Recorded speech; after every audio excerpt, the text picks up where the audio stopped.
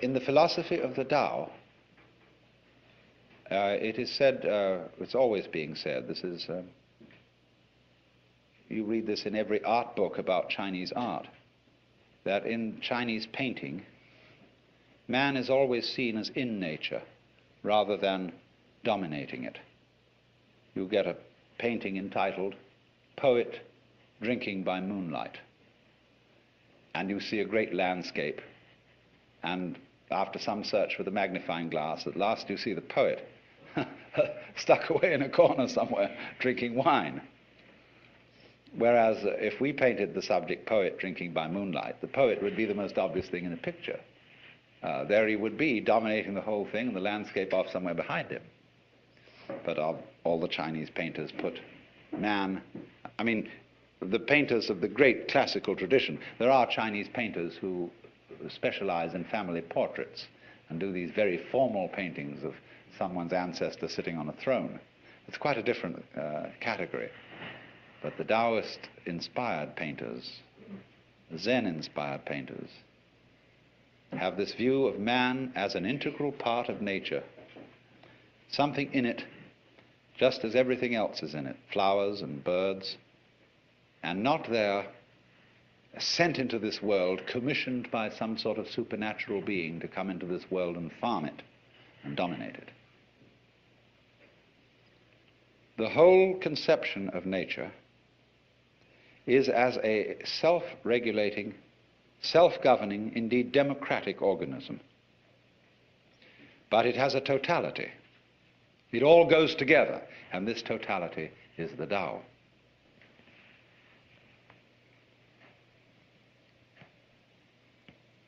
When we speak in Taoism of following the course of nature, following the way, what it means is more like this: doing things in accordance with the grain. It doesn't mean you don't cut wood, but it means that you cut wood along the lines where wood is most easy to cut. And you interact with other people along lines which are the most genial.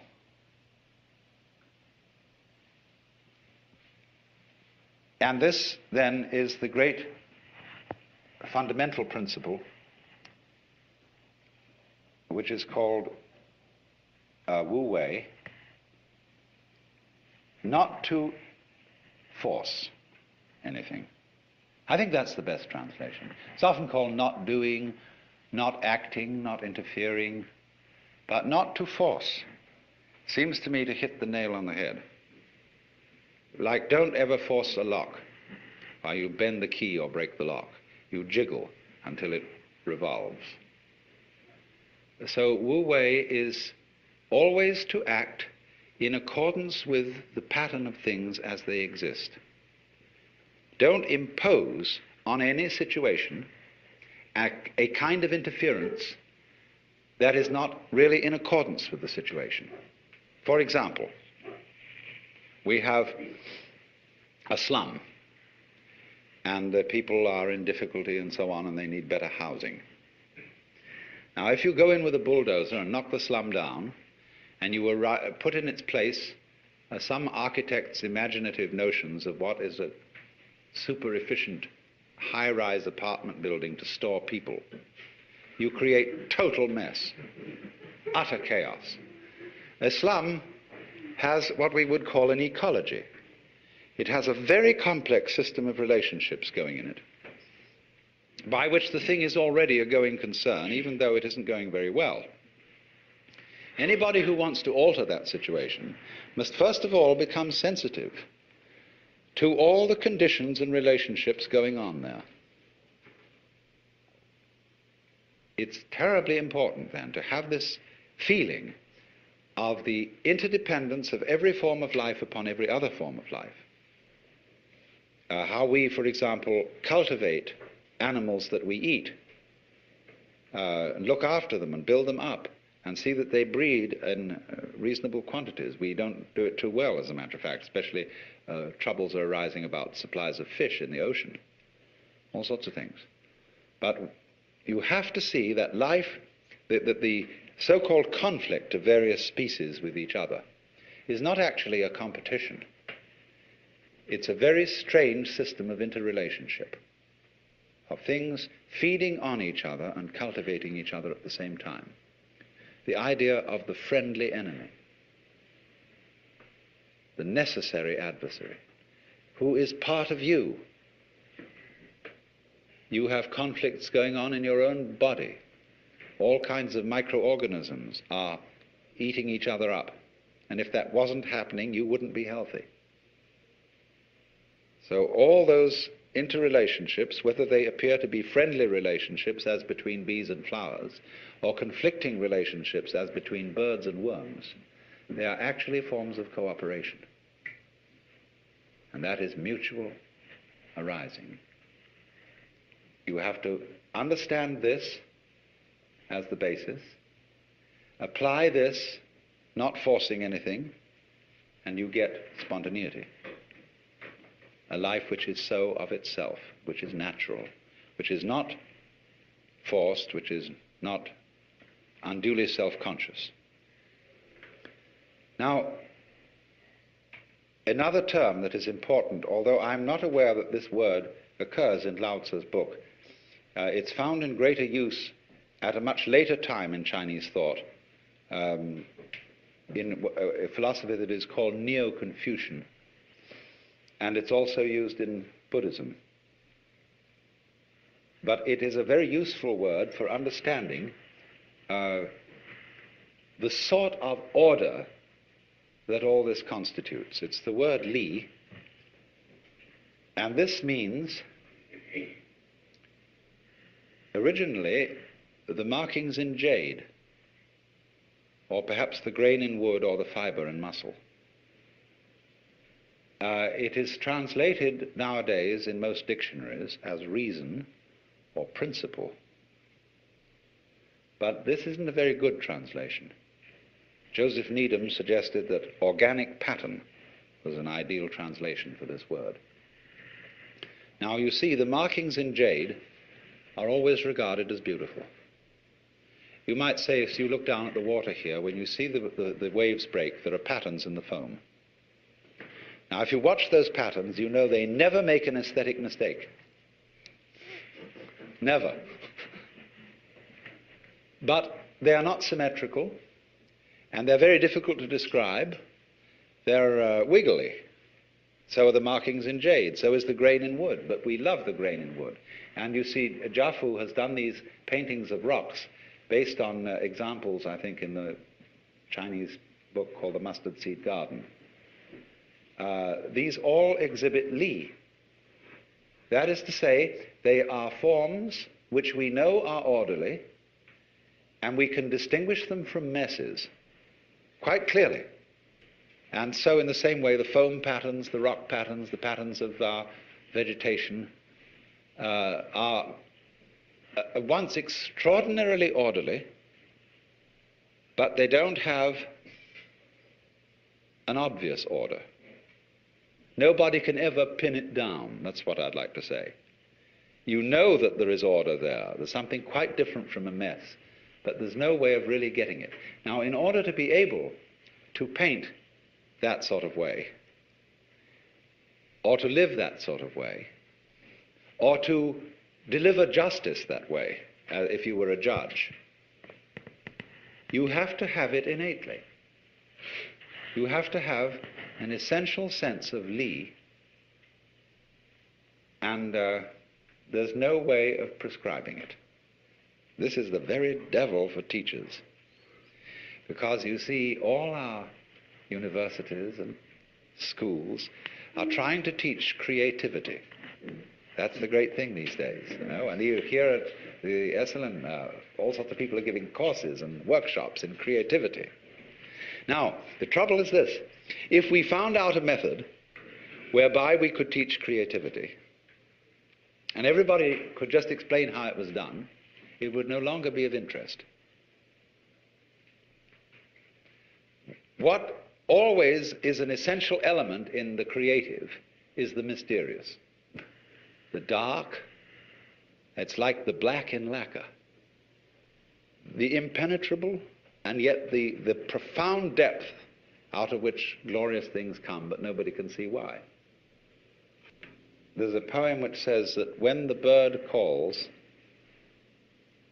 the mountain becomes more mysterious. You imagine, for example, you're in a mountain valley, and everything is very silent, and suddenly a crow squawks somewhere. You don't know where that crow is, and that little sound emphasizes the silence. Now, all those things have in them, you see, an element of mystery.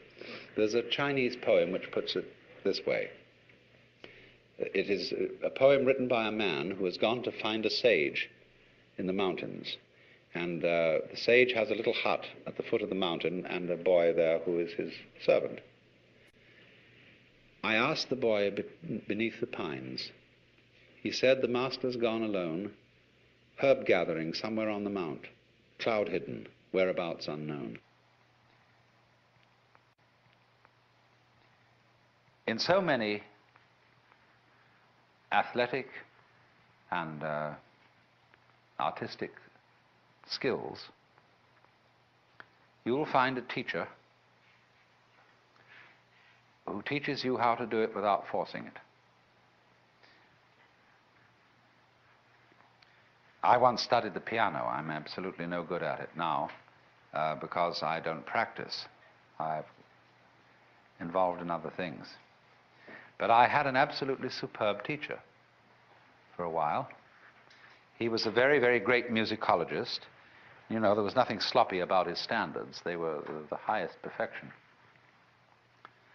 But when I first went to him, he said, "Let me see what you can do." So I played him a Scarlatti sonata. He said, "Yeah, but the trouble with you is you're trying too hard. You're hitting the piano, and you should never hit a piano." He said, "Actually, all you've got to do in order to play a piano is to drop your hands on it. And you need to have relaxed arms." So he made me practice for a while. He felt my muscles to see whether I was relaxed or not. And he said, "Now just drop your hand on the piano. I don't care what notes you hit, but just drop your hand. Let it fall." He said, "There's enough energy in the weight of your arm to play as loud as you will, or as soft as you will. But just let it drop." He said, "That's all you have to do, drop your hands." And he kept feeling my arms. He said, "No, no, you're getting too tense. You must pretend you are Lao Tzu." And he was a very educated man. He knew about these things. And then he said, "Now, after dropping your hands, all you've got to do is to hit the right notes." And he said, "You know, the same thing is involved in making a very complex trill." And he demonstrated. He just dropped his hand on the piano, and at the same time his fingers went flip like that. And there was this magnificent ornamentation. Then we went on, we'd practiced this for some time. He said, "Now let's get around to hitting the right notes." And he found immediately I had a block on reading music. Because when I was a small boy and studied piano at the age of roughly 8, I had a pestiferous teacher who was a mistress in this private school I went to in England. And she used to sit beside you and hit your fingers with a pencil every time you made a wrong note. Gregory Bateson, I think, was taught piano as a child in such a way, and he has a total block on reading music. I mean, he's got a brilliant mind, you know. He was a mathematician and great anthropologist, ethnologist, and so on, but he has a total block to reading music. And so this man had to teach me to overcome my block. And he said, "Now, first of all, feel perfectly free to make mistakes." He said, "Everybody's going to make some mistakes, and it doesn't matter if you make a mistake. And if you do make a mistake, don't go back and do it over again, but just go on. So play as slowly as you like, don't hurry, just so long as you keep the relative rhythm, the relative values of the thing. Go slow and take it easy. Another thing is not to pay so much attention to the notes, but to the distances or intervals between them, because that is the significant jump. And this sort of overcomes too the difficulty of key signatures, where we started out learning music with this weird system that the lines on the stave really represent the major scale of C. And that therefore, when you put a key signature at the beginning, you remember that every time supposing you're playing in F, every time you hit B, it should be B flat. Well, that's an extremely tedious way of learning music. And you just have to think in different keys. That's the only way to adjust to a key signature, and play the thing according to the intervals appropriate for that key. But you see, in this instance, this man, although he was a great perfectionist and was highly skilled in music, he used intelligence, first of all, to give you a shortcut, and then he also used relaxation to enter into a difficult thing by the easiest route. In Zen training, in its initial stages, the master discourages intellectualization. You know, you come in with a lot of ideas, but this difficulty you have is not going to be solved by ideas. It's not going to be solved by talk and intellectualization. So in the same way, this is discouraged, because intellectualization sets up a kind of interval or lack of rapport between you and your life.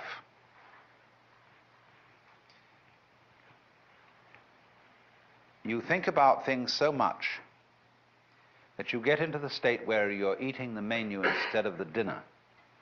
You're valuing the money more than the wealth. You are confusing, as Korzybski would say, the map with the territory. And what they want to do is to get you into the territory, to get you into relationship with what is, as distinct from ideas about what is. And this is an important preliminary discipline. But later on, you can realize that the process of thinking is also what is. Thoughts in their own domain are as real as rocks. Words have their own reality as much as sky and water. Thoughts about things are in their own turn things. And so they lead you eventually to the point where you intellectualize and think in an immediate way. Let's go on and ask then a further problem. How about thinking about thinking? Wouldn't that be pretty far off? Here is a person removed from life because he's in the intellectual world, and he's all living in symbols. He's a kind of a living bookworm. Now, what about a librarian? A person who writes books about books, a bibliographer, a classifier of classifications. That's a pretty dusty occupation. And as we know, sometimes librarians seem to be very dusty people. They seem way removed from life, all tied up in their categories and catalogs and musts and mustn'ts, and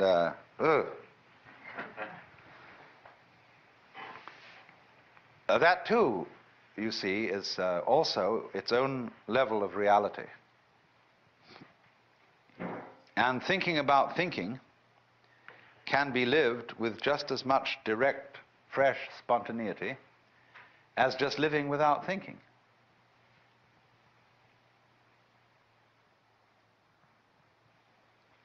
But in order to live it with full spontaneity,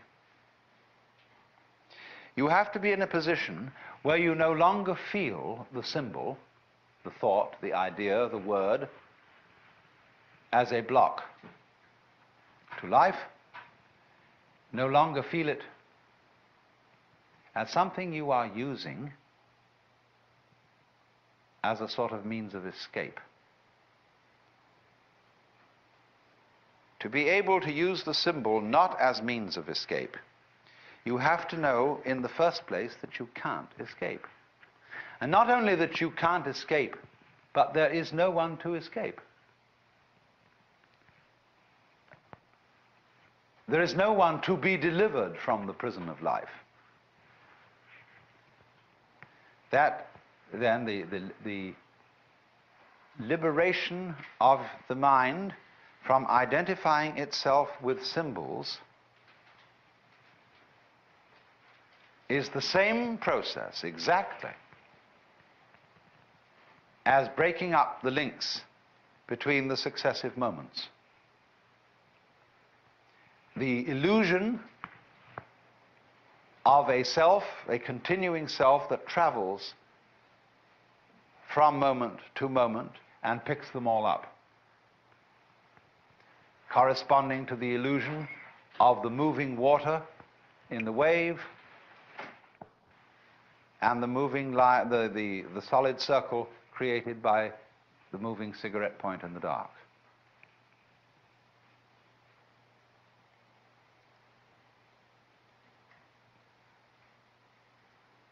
This is the meaning, then, that there is no one who perceives anything, no one who experiences anything. There is simply seeing and experiencing.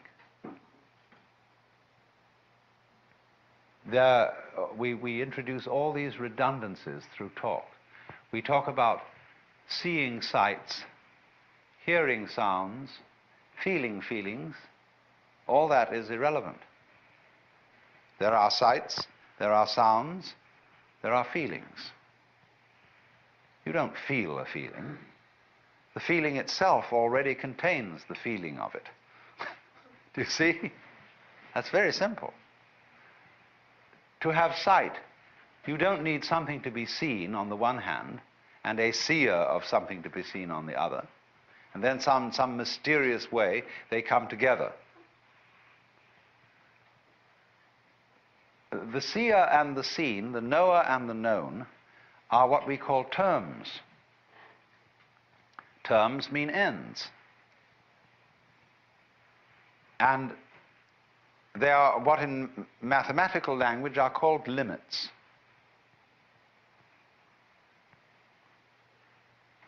Now, when we take a stick, the stick has its two ends. They are the terms of the stick.